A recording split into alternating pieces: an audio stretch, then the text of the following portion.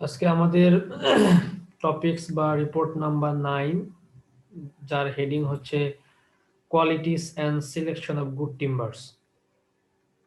অর্থাৎ আমরা যে টিম্বার সিলেক্ট করব আমাদের কনস্ট্রাকশন বা ইউজের জন্য, তার কোন ধরনের কোয়ালিটি থাকতে হবে, একটা ভালো টিম্বার বলবো আমরা তাকে, সেই জিনিসগুলো দেখব। এটা শর্ট একটা রিপোর্ট, 2 পেজের মাত্র। পরে আমরা দেখব সিজনিং, ওইটা অনেক বেশি ইম্পর্টেন্ট। এক নাম্বার যে কোয়ালিটি থাকতে হবে আমাদের, সেটা হবে it should have a straight fiber, অর্থাৎ টিম্বারের যে ফাইবার ওরিয়েন্টেশন আছে সেই ফাইবারটা স্ট্রেট থাকতে হবে এবং wood obtained from near the pit is always better than the rest of the trees। অর্থাৎ আমি যে সমস্ত জায়গা থেকে গাছগুলা বাছাই করার সময় আমাকে যে গাছগুলো থাকবে তার ভিতরে ভালো গাছটাই বাছাই করতে হবে। রেস্ট অফ দ্য ট্রিজ, অর্থাৎ যে গাছগুলো থাকবে তার মধ্য থেকে ভালো গাছটা বাছাই করতে হবে। It should be free from knots, অর্থাৎ নট থেকে এটা ফ্রি হতে হবে। নট কি আমরা আগেই বলেছি, কাঠের যেই ডাল থাকে যে অংশে, সেখানে যে একটা গোলাকৃতির, যদি এখানে ডাল থাকে কেটে ফেলার পর যে কাঠটা হবে এরকম, এখানে একটা নটের মতো থাকবে, গিট্টুর মতো। এখানে কালো শেপ বা অন্য কোনো শেপ থাকবে যেখানে কাঠটা ভঙ্গুর হবে, কোয়ালিটি হ্যাম্পার হয়। এই ধরনের নট থেকে ফ্রি হতে হবে কাঠকে। ফোর্থ হচ্ছে it should not poses natural defects, অর্থাৎ আমরা প্রিভিয়াস লেকচারে যে ডিফেক্টগুলো পড়েছি তার ভিতরে একটা ডিফেক্ট ছিল ন্যাচারাল ডিফেক্ট। আমার এই কাঠটা কোনো ন্যাচারাল ডিফেক্ট থাকা যাবে না।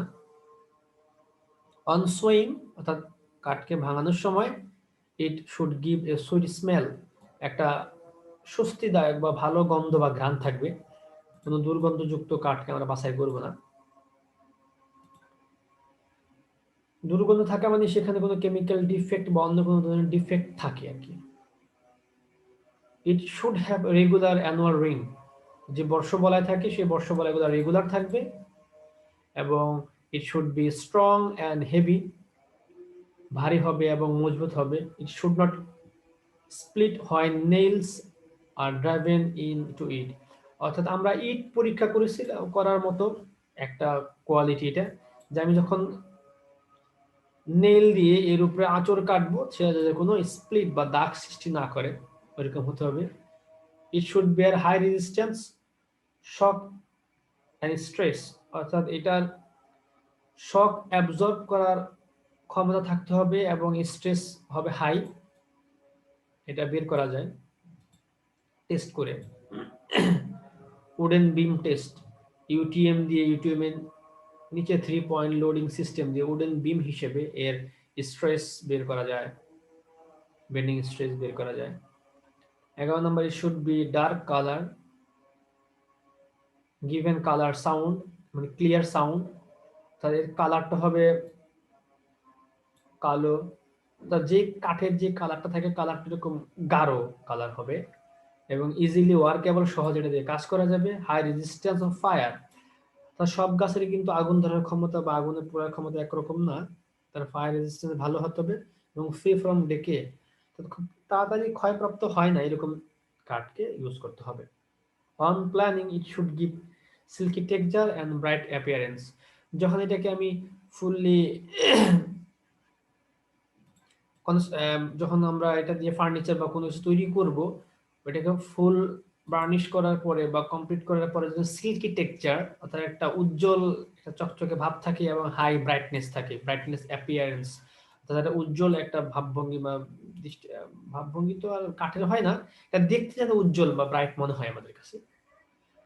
ইট should not work or twist after seasoning, অর্থাৎ সিজনিং এর পরে যদি আর বাঁকা হয়ে যায় বা ওয়ার্ক হয়ে যায় সেটাও আমরা অ্যাকসেপ্ট করবো না সেই ধরনের কাঠকে। অ্যান্ড 14 নাম্বারটা হচ্ছে it should respond well to polishing and painting, তো যখন আমরা কাঠকে পলিশ করার সময় এবং পেইন্টিং করার সময় যাতে এটা ইজি হয় সেটা আমাদের খেয়াল রাখতে হবে আর কি। সিলেকশন অফ টিম্বার, অর্থাৎ সিলেকশন করার সময় কোন কোন ক্রাইটেরিয়া তার থাকতে হবে। একটা হচ্ছে ডিউরাবিলিটি, তার স্থায়িত্ব থাকবে, ওয়ার্কেবিলিটি থাকবে, ওয়েট তাকে দেখতে হবে হালকা না ভারী, হার্ডনেস থাকবে,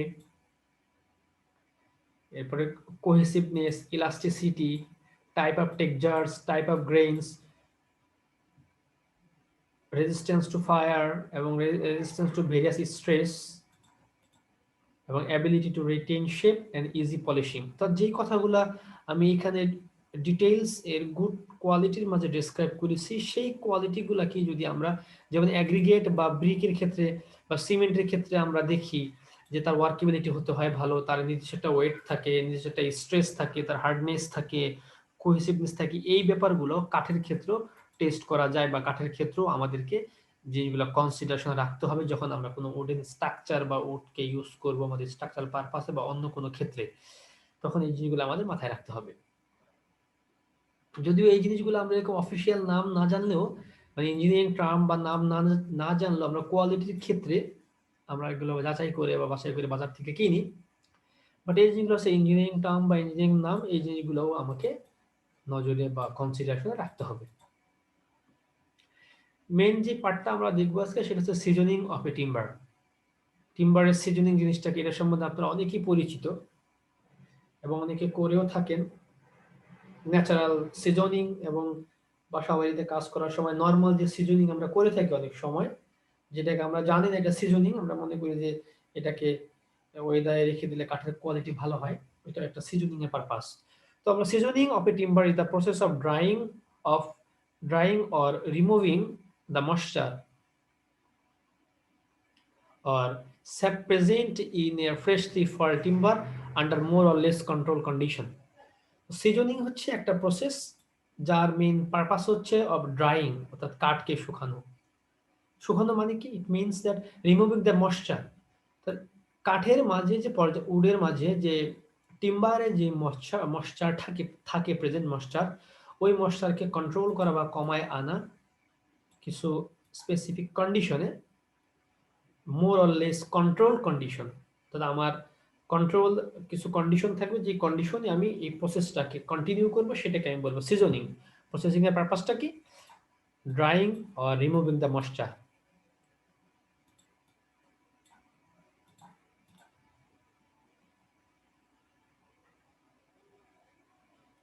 A freshly falled timber contains a large humidity of moisture, roughly from 100 to 200%। অর্থাৎ একটা কাঠ যখন ফ্রেশলি, মানে ফ্রেশ যখন ফলেন টিম্বার, যে গাছকে মাত্র কাটা হইলো, সেখানে ময়েশ্চারের পরিমাণ থাকে 100 to 200%। বেসড আপন ড্রাই ওয়েট অফ উড, এটা তার ড্রাই ওয়েটের উপরে নির্ভর করবে। তার যে ড্রাই ওয়েট, অরিজিনাল যে ড্রাই ওয়েট, সেই ওয়েটের 100 থেকে 200% ময়েশ্চার থাকতে পারে। If the timber is used without seasoning, it is liable to shrink or crack.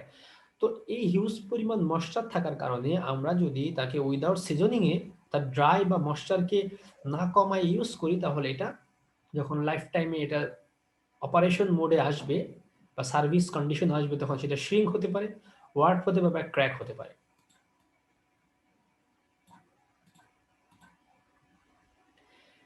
Seasoning এর কিছু অ্যাডভান্টেজ আছে। কি কি advantage? Wood becomes hard and more durable, অর্থাৎ এটা যখন ময়েশ্চার কমে যাবে এর ভিতরে হার্ডনেসটা আসবে, হার্ড হবে, শক্ত হবে, ডিউরেবল হবে, রেজিস্ট্যান্স টু শক, অর্থাৎ যে শক রেজিস্ট্যান্স করার যে অ্যাবিলিটি সেটা বাড়বে, এবং স্ট্রেস প্রডিউসড, এবং স্ট্রেসটাও তার স্ট্রেসের, অর্থাৎ স্ট্রেস যে রেজিস্ট্যান্স ক্যাপাসিটি সেটা তার বাড়বে। ইস ওয়ার্কেবিলিটি ইজ ইমপ্রুভ, তার ওয়ার্কেবিলিটি বাড়বে, এবং it's density is reduce, doesn't work after seasoning.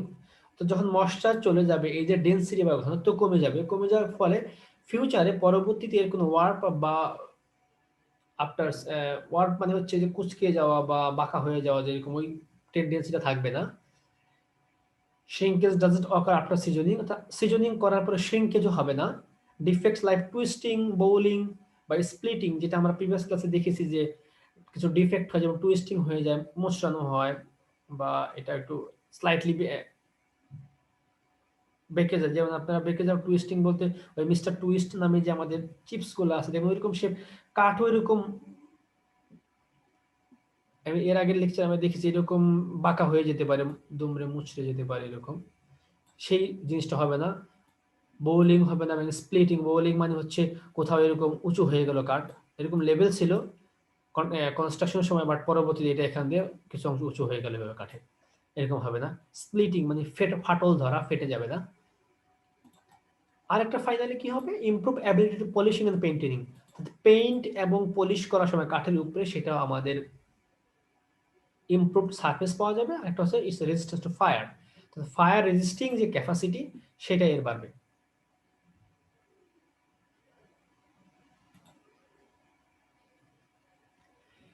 তাহলে সিজনিং এর কিছু মেথড আছে। মেথডটা কি, একটা হচ্ছে ন্যাচারাল সিজনিং আর একটা আর্টিফিশিয়াল সিজনিং। আচ্ছা, আমার কথা কি শুনতে পাচ্ছেন আপনারা? হ্যালো? জি স্যার। আচ্ছা, কোথাও যদি কোনো প্রবলেম ফেস করেন বা না বুঝতে পারেন তো কোশ্চেন করবেন আমাকে, যদিও খুবই ইজি জিনিসটা, এটা আপনার ইঞ্জিনিয়ারিং ম্যাটেরিয়ালসে পড়ার কথা সিজনিংটা, ওখানে থাকে বাট স্যার এগুলো কি সবই থিওরি? হ্যাঁ, সবই থিওরি টাইপের, এখানে কোনো ম্যাথমেটিক্যাল কিছু টার্ম নাই, কারণ উডের সিজনিং সেখানে ম্যাথমেটিক্স নাই, এটা লিটারেচার আর কি। বাট এই সিজনিংটুকু কিভাবে করতে হয় এটা আমাদের গুরুত্বপূর্ণ, অনেক সময় দরকার হয়। বাসা বাড়িতে আপনি যখন ফার্নিচার ইউজ করবেন, কাঠের ঘর তৈরি করবেন, বা কাঠ দিয়ে বিভিন্ন ফার্নিচার বা অর্নামেন্ট বা ইনস্ট্রুমেন্ট, অর্নামেন্ট তো না, ইনস্ট্রুমেন্ট যখন আপনি তৈরি করবেন কাঠের, বা কোনো ফার্নিচার, উডেন যে সমস্ত আমাদের প্রসাধনী থাকে যেগুলা, অনেক সময় আর্কিটেকচারাল পারপাসে আমরা উডেন বিভিন্ন স্ট্রাকচার তৈরি করি, লোড বেয়ারিং না, অ্যাস্থেটিক্যাল ভিউ ইনক্রিজ করে। সেই ক্ষেত্রে যদি আমি 2 নাম্বার ইট আবার 1 নাম্বার উড না চিনি, অথবা আনার পরও আমাকে সিজনিং আমি করতে না পারি, আনার পর ইউজ করা শুরু করি, তাহলে সেই প্রবলেমগুলো ফেস হতে পারে। শ্রিঙ্কেজ হতে পারে, স্প্লিটিং হতে পারে, বোলিং হতে পারে, টুইস্টিং হতে পারে, ওয়ার্পিং হতে পারে। সেজন্য সিজনিং একটা হচ্ছে ন্যাচারাল সিজনিং, এয়ার ড্রাই অর্থাৎ বাতাসে শুধুমাত্র এটাকে শুকানো। আর একটা হচ্ছে ওয়াটার সিজনিং, এটা আমরা দেখব। আর আর্টিফিশিয়াল সিজনিং হচ্ছে কিল সিজনিং। এই কিলটা আপনারা পরিচিত, ব্রিক ফিল্ডে এরকম কিল ইউজ করা হয়, চুল্লি, চুল্লি টাইপের। কেমিক্যাল সিজনিং এবং ইলেকট্রিক্যাল সিজনিং। ন্যাচারাল সিজনিং এর প্রথমটা ছিল এয়ার সিজনিং। এয়ার সিজনিং মানে হচ্ছে এই কাঠটাকে আমরা মুক্ত বাতাসে রেখে দিব। This method of seasoning the sawn timber is stacked in a dry place about 3 cm above the floor level। যেখানে উডকে আমি স্ট্যাক করে রাখবো একটা শুষ্ক প্লেসে এবং ফ্লোর থেকে 30 সেন্টিমিটার উপরে, with longitudinal and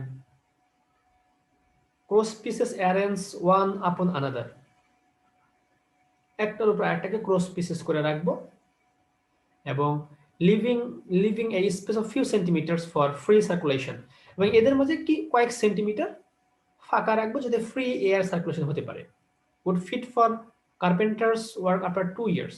এইভাবে রাখলে উডকে 2 বছর পরে সেটা কার্পেন্ট্রি ওয়ার্কের জন্য এটা রেডি হয়ে যাবে। কার্পেন্ট্রি মানে আমরা এর আগে যে লেকচারগুলো দেখেছি, উড কার্পেন্টিং এর বিভিন্ন জয়েন্ট বা একে যেই প্রসেসিং করা, বিভিন্ন জয়েন্ট তৈরি করা, বিভিন্ন ফার্নিচার তৈরি করার জন্য তো জয়েন্টগুলো দরকার হয়। তাহলে উডের যত ধরনের কাজ সেই কাঠের জন্য সে ফিট হবে, অ্যাপ্রোপ্রিয়েট হবে, এবং 4 বছর পর সেটাকে আমরা পেইন্টার্স ওয়ার্ক যেটা শেখানো, 4 বছর পর্যন্ত আমাকে ওয়েট করতে হবে। সো এটা একটা লেন্দি লং প্রসেস, 2 থেকে 4 বছর আপনাকে ওয়েট করতে হবে সেই সিজনিং এর জন্য। এটা হচ্ছে সিজনিং এর ডায়াগ্রাম। অর্থাৎ যদি আমি যেটাকে আমরা বলতেছি এয়ার সিজনিং বা ন্যাচারাল সিজনিং, ন্যাচারাল সিজনিং এর একটা পার্ট এয়ার ড্রাই সিজনিং। সেখানে এরকম এখানে একটা প্লেট থাকবে, এটাও কাঠের হতে পারে বা যে কোনো টাইপের হতে পারে। সেখানে এরকম কাঠকে পিস পিস করে, অর্থাৎ যেরকম রিকোয়ার্ড শেপ আমার দরকার ওইরকম শেপ তৈরি করে একে ফ্লোর থেকে 30 সেন্টিমিটার উপরে প্লেস করব। সেই 30 সেন্টিমিটার উপরে প্লেস করার জন্য নিচে কিছু উঁচু টাইপের স্ট্রাকচার, ইট হোক বা সিমেন্টের বিম হোক বা পরিত্যক্ত কাঠ হোক, সেটা আমাকে দিতে হবে। আর এটাকে এরকম চারপাশে খোলা শেড, উপরে শেড থাকবে যাতে বৃষ্টির পানিতে এটা ভিজে না যায়, এবং শেডটা কাত করা থাকবে যাতে বৃষ্টির পানি সহজে ড্রেন আউট হতে পারে, এবং এদের মাঝে মধ্যবর্তী কিছু গ্যাপ থাকবে যাতে এয়ার সার্কুলেটটা ভালো করে হতে পারে। এটা হচ্ছে ন্যাচারাল সিজনিং এর একটা পোর্শন। অ্যাডভান্টেজ কি, it does not resistance mass attention. এই অ্যাডভান্টেজ হলো এখানে অত বেশি কেয়ার নিতে হয় না আমাদের, এটা সিম্পল, এবং সস্তা। It is simple and cheap method, less changes of damage to the timber. তাহলে এটার টিম্বারের ড্যামেজ হওয়ার পসিবিলিটি কম। ডিসঅ্যাডভান্টেজ কি? Very slow, extend over years. তাহলে এটা এতই স্লো প্রসেস যে বছরের পর বছর লেগে যায়, 2-3 বছর লেগে যায়। For large stack considerable space is required. এবং অনেক লার্জ স্ট্যাক মানে হচ্ছে যদি অনেকগুলা উড হয়, আমার অনেক বেশি পরিমাণ হয়, তাহলে অনেক বেশি জায়গা দরকার হবে আমাকে, সবসময় জায়গা নাও থাকতে পারে। Rigid control can not be exercised. অর্থাৎ এখানে যে কন্ট্রোল কন্ডিশন, সেই কন্ট্রোল কন্ডিশনকে আমরা প্র্যাকটিস করতে পারি না। যেমন 2-3 বছর লাগবে আমার, হঠাৎ করে বন্যা চলে আসতে পারে, বন্যায় আবার কাঠগুলো বন্যার পানিতে ডুবে যেতে পারে, তখন তোমার সিজনিং ফুল হলো না। ব্লক এ ক্যাপিটাল লং টাইম। অর্থাৎ আমার এই কাঠগুলাও তো আমার একটা ক্যাপিটাল, মূলধন, যেটা আমি কাজে লাগাইতে পারতাম যদি তাড়াতাড়ি সিজনিং করতে পারতাম। 2 থেকে 4 বছর সময় লাগলে সেটাকে আমি কোনো কাজে খাটাতে পারতেছি, আমার একটা ক্যাপিটাল ওখানে ইউজলেস অবস্থায় পড়ে আসে। Timber may get damage by insect or fungi during seasoning period. তো এইভাবে সিজনিং করার সময় বিভিন্ন পোকামাকড়, যেগুলো ক্ষতিকারক পোকামাকড় দিয়ে আমাদের কাঠ আক্রান্ত হয়, সেটা আক্রান্ত হতে পারে, অথবা ফাঙ্গি দ্বারা সে ছত্রাক দ্বারা এফেক্টেড হতে পারে। Water seasoning. ওয়াটার সিজনিং একটু অন্য ধরনের সিজনিং, সেখানে পানির মাঝে কাঠকে ডুবায় রাখা হয়, running steam water. Keeping logs of wood, উডের লক যে, অর্থাৎ উডের যে ফালি কাটা অংশ, কমপ্লিটলি ইমার্স, পুরোপুরি ডুবাই রাখতে হয় রানিং স্টিম ওয়াটার। অর্থাৎ একটা প্রবাহমান যে স্টিম ওয়াটার ফ্লো হয় নর্মালি, সেই সমস্ত পানির মাঝে এটাকে ডুবাই রাখতে হবে। The longer ends of the log being kept pointing up stream. অর্থাৎ আপ স্ট্রিমের যে ডিরেকশন, সেই বরাবর লঙ্গার যে সাইড, ওইটাকে রাখতে হবে। এই প্রসেসের মাধ্যমে sap, sugar and gum ETC are leached out of wood, অর্থাৎ উড থেকে এটা বের হয়ে যায়, এন্ড রিপ্লেস বাই ওয়াটার, এবং সেটা ওয়াটার দ্বারা রিপ্লেস হয়। Then logs are taken out and left to dry. এবং যখন এই সুগার, স্যাপ এবং গাম এগুলা বের হয়ে যাবে, বের হয়ে যখন ওই স্থানটা ওয়াটার দ্বারা ফুল হবে, পরবর্তী ওয়াটারকে, ওই কাঠকে আবার আমাদের শুকাইতে হবে, ড্রাই করতে হবে।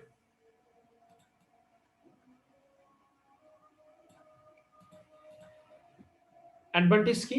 ইজ কুইক প্রসেস, এটা খুব একটা দ্রুত process. Tendency to wood to shrink or rough reduce less liable to be eaten away from work on decay by dry root.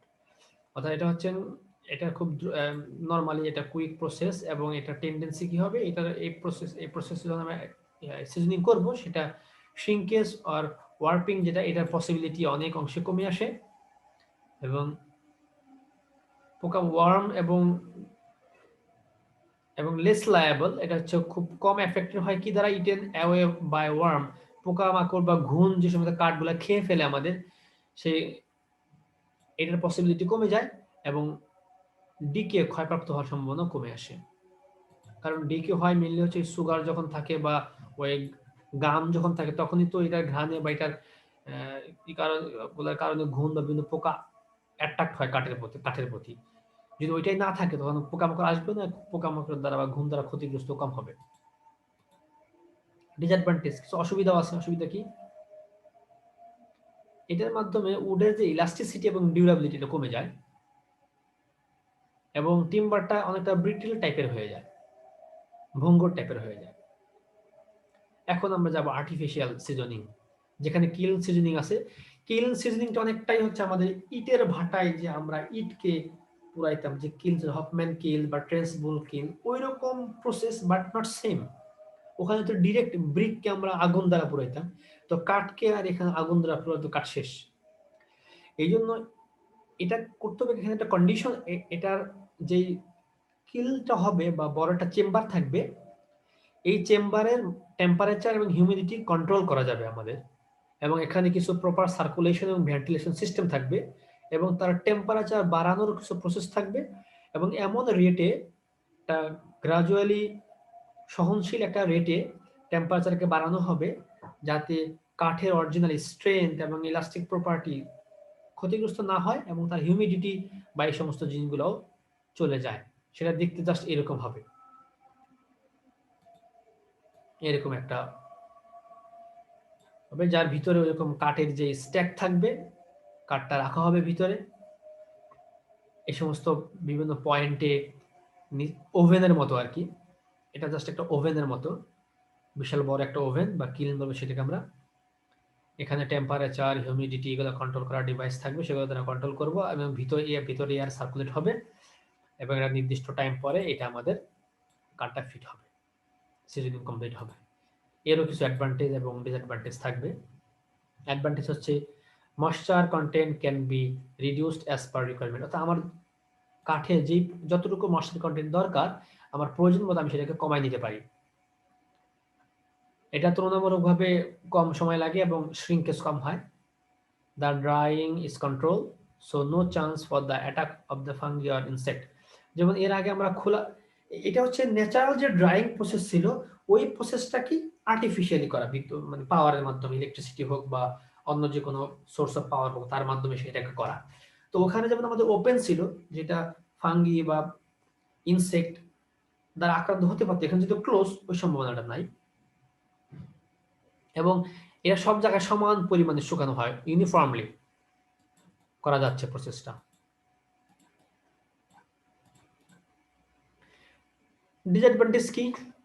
অসুবিধা হলে এটা কস্টলি, মোর স্কিল লেবার রিকোয়ার্ড, এটা করার জন্য আমাদের স্কিল যে লেবার, প্রশিক্ষণপ্রাপ্ত লেবার দরকার হবে। ডিউ টু কুইক সিজনিং, এটা যেহেতু খুব তাড়াতাড়ি সিজনিংটা হয়ে যাচ্ছে, এখানে কিছু চান্স থাকে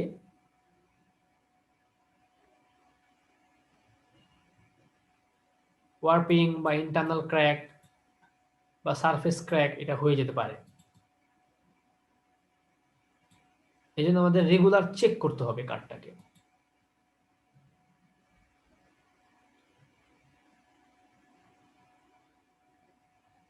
এরপরে আমরা যাব হচ্ছে ইলেকট্রিক্যাল সিজনিং। ইলেকট্রিক্যাল সিজনিং হচ্ছে এটা, this method is seasoning work principal the conductor. এটা হচ্ছে আপনারা ইন্ডাকশন মোটর আছে বা ইন্ডাকশন সিস্টেম, ইন্ডাকশন মোটর না, জাস্ট মানে জাস্ট বলতে অ্যাকচুয়ালি ইন্ডাকশন মোটর না, এটা হচ্ছে ইন্ডাকশন সিস্টেমে যে তাপের পরিচলন হয় বা তাপ এক জায়গা থেকে আরেক জায়গায় আমরা একে ট্রান্সফার করতে পারি, ওইটার মাধ্যমে কাঠকে ড্রাই করা হবে। ডায়াগ্রামটা যদি আমরা দেখি তাহলে এরকম দেখবেন, এটা হচ্ছে অনেকটা ওই হেয়ার ড্রায়ার আছে না, হেয়ার ড্রায়ার ইলেকট্রিসিটির মাধ্যমে এখানে একটা মোটর থাকে পিছনে, মোটরটা ঘুরে ওখানে বাতাসটা বের হয়, কিন্তু এটা অ্যাকচুয়ালি ওরকম ঘুরবে তা না। এখানে এটা ইলেকট্রিক্যালের ছেলেরা ভালো বোঝে, ইন্ডাকশন মোটর, যেটা একটার দ্বারা একটা প্রবাহিত হয়। যেমন আপনার হাতে আমরা যদি বা চিরুনিকে যদি অনেকক্ষণ ঘষা হয়, ঘষার পরে ছোট ছোট কাঠের টুকরা ওর সামনে ধরলে দেখা গেছে ওইটায় সে বিদ্যুৎ প্রবাহী ধর্ম সে দিতেছে। বিদ্যুৎ প্রবাহী না, সে হলো ওই পাথর কাগজের টুকরাগুলোকে আকর্ষণ করতে, এর ভিতরে চার্জ সৃষ্টি হয়। এটার একটা গোল্ড প্লেট টেস্ট ছিল, যেটা আমরা 9-10 ফিজিক্সে পড়েছিলাম, যে এরকম একটা ঢাকনি থাকে, এখানে দুইটা প্লেট থাকে এবং আমাদের যে একটা ডিভাইস যেটাকে ঘর্ষণ মানে ঘষা হয়, ঘষার পরে এখানে ধরা হয়, ধরলে দেখা গেছে যে এর নিচে যে দুইটা প্লেট, এদের মাঝে বিকর্ষণ হয়, এরা দূরে সরে যাচ্ছে এবং এখানে যদি নেগেটিভ কিছু থাকে সেটাকে সে আকর্ষণ করতে, তার ডিরেক্ট না, ইনডিরেক্ট বাট আছে, যেটাকে আমরা ওয়্যারলেস বলতে পারি আর কি, যেমন ওয়াইফাই বা ওয়্যারলেস যেসব জিনিসগুলা। তো ওই রকম মেকানিজম আর ইন্ডাকশন সিস্টেমে এখানে একটা ইলেকট্রিক কন্ডাক্টর প্লেস করা বা হাই ফ্রিকোয়েন্সির, যেটার মাধ্যমে সেখানে কয়েল থাকবে। এখানে দেখতেছেন আপনারা যে induction coil producing high frequency, যার মাধ্যমে সেখানে যে এনভায়রনমেন্টটা সৃষ্টি হবে, যেটার কারণে ওখানে আমাদের যে উড থাকবে সামনে, এই উডের যে ড্রাই সে একটা এনভায়রনমেন্ট পাবে বা ড্রাই একটা এয়ার ফ্লো পাবে, যেটার কারণে তার ভিতরে মশাটা কমতে থাকবে। এভাবে সিজনিংটা হবে। এটুকুই ছিল হচ্ছে ইলেকট্রিক সিজনিং। আর এখানে উড বেস কিছু প্রোডাক্ট আছে, যে উডের মাধ্যমে কি কি প্রোডাক্ট হয়, এটা ব্লক বোর্ড, ব্যাটন বোর্ড এবং ফাইবার বোর্ড। তার ভিতরে কিছু আছে আমাদের প্লাইউড এবং হচ্ছে বোর্ড, যেটাকে আমরা দুই ভাগে ভাগ করি। এগুলা নর্মালি হচ্ছে প্লাইউড বা বোর্ডগুলা ফার্নিচার যখন তৈরি করে বিভিন্ন ফার্নিচারের পিছনে বা বোর্ড গুলা ইউজ করা হয়, সব ম্যাটেরিয়ালস গুলা। তো সেগুলার কোনটা কিভাবে প্রসেস হয় এবং কিভাবে এটার ডিউরেবিলিটি বা প্রপার্টি কেমন সেটা আমরা এখানে দেখব। প্লাইউড হচ্ছে it is made of 3 or more number of odd layers। Plywood গুলো হচ্ছে যে এখানে লেয়ারে দিয়ে এবং গ্লু দিয়ে সেগুলোকে joint together by gluing and pressing, অর্থাৎ তার মাঝে গ্লু দিয়ে এবং সেটাকে হাইড্রোলিক জ্যাক দিয়ে প্রেস করে খুব কম্প্যাক্ট করে এই উডটাকে তৈরি করা হয়। উডের যে সেন্ট্রাল লেয়ার এটাকে আমরা অনেক সময় কৃত্রিম উড বলি, আমরা মানে কৃত্রিম কাঠ বলি, যেটা মানে ইন্ডাস্ট্রি তৈরি করা হচ্ছে কাঠটাকে, ন্যাচারাল না। কিন্তু এর যে র ম্যাটেরিয়াল সেগুলো তো ন্যাচারাল, এবং এর মাঝের যে কোরটা সেটাকে বলা হয়, মানে সেন্ট্রাল যে লেয়ার সেটাকে কোর বলা হয়, আউটার লেয়ার গুলাকে বলা হয় ফেস প্লাইস। অ্যাডভান্টেজ হচ্ছে এগুলো দেখবেন আপনারা যে প্লাইউডের যে ফার্নিচারগুলো, এর ওজন খুবই কম, light weight, much stronger than solid stock or same thickness, অর্থাৎ ওই থিকনেসের যে সলিড কাঠ টুকরা তার তুলনায় এরা মাছ স্ট্রঙ্গার, বেশি স্ট্রং। এবং এটা অনেক বড় সাইজে তৈরি করা যায়। আপনারা জানেন যে প্লাইউড যা দেখেছে যে অনেক বড় সাইজের হয়, ওখানে কেটে কেটে রিশেপ নিজের মতো শেপ দেওয়া যায়, সেটা 3 নম্বর advantage. Easily work and bend into its shape of different design, অর্থাৎ আমরা যেখানে যেরকম ডিজাইন দরকার হয় ইজিলি সেই শেপগুলো আমি তৈরি করতে পারি, প্রডিউস করতে পারি। এবং এটা হচ্ছে একটা ফাইন ডেকোরেটিভ এবং অ্যাট্রাকটিভ অ্যাপিয়ারেন্স দেয়। ফাইন, যখন আমি সাজাচ্ছি বা কোথাও ডেকোরেশন পারপাস ইউজ করতেছি, সেটাতে এটা তার যে অ্যাপিয়ারেন্স বা তার যে অ্যাস্থেটিক ভিউ সেটা অনেকটাই ভালো হচ্ছে। যেমন আমরা এখানে যদি দেখি প্লাইউড কাঠগুলা, জিনিসটা এরকম, এখানে অনেকগুলো লেয়ার থাকবে, সেই কাঠগুলোকে কম্প্রেস করে প্রত্যেকটা লেয়ারকে গ্লু দিয়ে জয়েন দিয়ে এবং সেটাকে প্রেস করে মেশিনে কাঠগুলো তৈরি করা হয়। মাঝে যে লেয়ার সেটাকে আমরা বলতেছি হচ্ছে কোর লেয়ার। এরপর হচ্ছে ব্লকবোর্ডটা যদি দেখি সেটা হচ্ছে এরকম, অনেকগুলা এখানেও লেয়ার থাকে, অনেক সফট যে উড থাকে, সফট উডের যে স্ট্রিপগুলাকে গ্লু দিয়ে জয়েন করে করে মোটামুটি অ্যাবাউট 28 মিলিমিটার ওয়াইড করে এই জিনিসগুলাকে, এটা হচ্ছে ওই উডের মতোই, যেটা আমরা প্লাইউড যেভাবে তৈরি করলাম সেম প্রসিডিউর, বাট এটা ম্যাটেরিয়ালস প্রপার্টি বা জিনিসগুলো আলাদা। এটা হচ্ছে দেখতে এরকম হবে, এরকম কাঠ আর কি, থিকনেস কম 28 সেন্টিমিটারের মতো, 28 মিলিমিটারের মতো করা হবে। আরেকটা ফাইবার বোর্ড, এটাকে one type of engineering wood বলা হয়। এটা উড ফাইবার থেকে তৈরি করা হয়।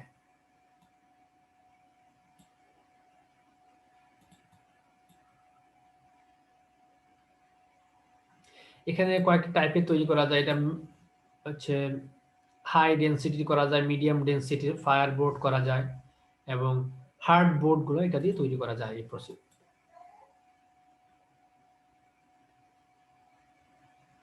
অনেকে আমাদের মনে হতে পারে যে তাহলে প্লাইউড এবং ফাইবার বোর্ড বুঝি একই, না, প্লাইউড এবং ফাইবার বোর্ড দুইটা এক না।